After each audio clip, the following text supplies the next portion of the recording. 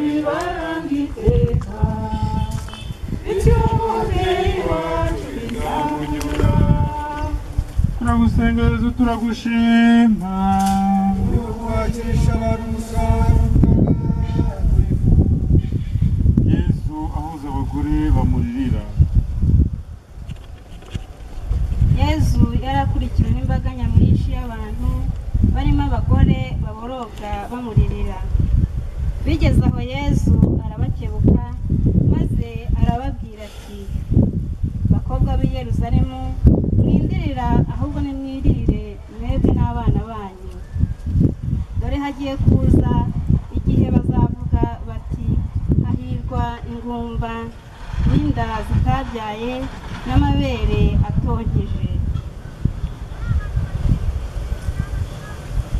Mwindirira nimwirire mwebwe ubwanyu. Imiborogo ni myinshi muri abo babyeyi b'i Yerusalemu. Bararizwa n'iki se? Bararizwa n'uko babona bagiye kubura umukunzi. Yezu Kristu inshuti yabo nyanshuti.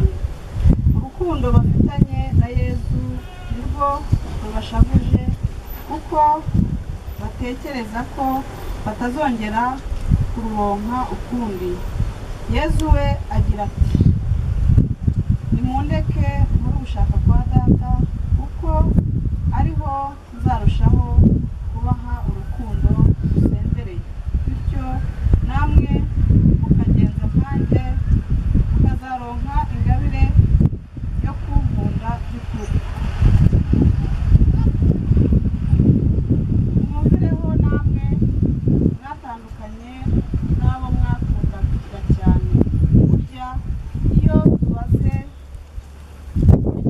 tubuze umukunzi twibwira ko birangiye, akenshi tukihutira gushaka ibindi cyangwa abandi bamusimbura, nyamara tukirengagiza ko iyo ukunda atakikuri iruhande, hari igihe kiboneye cyo kurwana urugamba rwo guhamya urwo rukundo. Aha niho uwemera kandi wizera agaragariza koko ko akunda by'ukuri, kandi ko Yezu afite ububasha bwo kutwomora ibikomere twatewe no gutandukana n'abo dukunda. Dusabe. Kongerere ikibazo cy'urukundo rwawe Nyagasani, maze udusabagira tugusanga tukuzanira roho zose waturagije. Twigurizwa n'urukundo rwacu ruke, narwo kandi tukaba dukoresha nabi, bikatuviramo kwitandukanya nawe ducumura.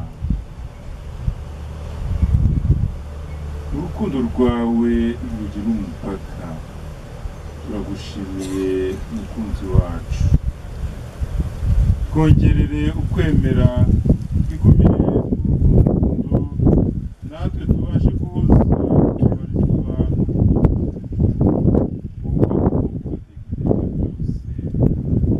isengesho yo kwizera.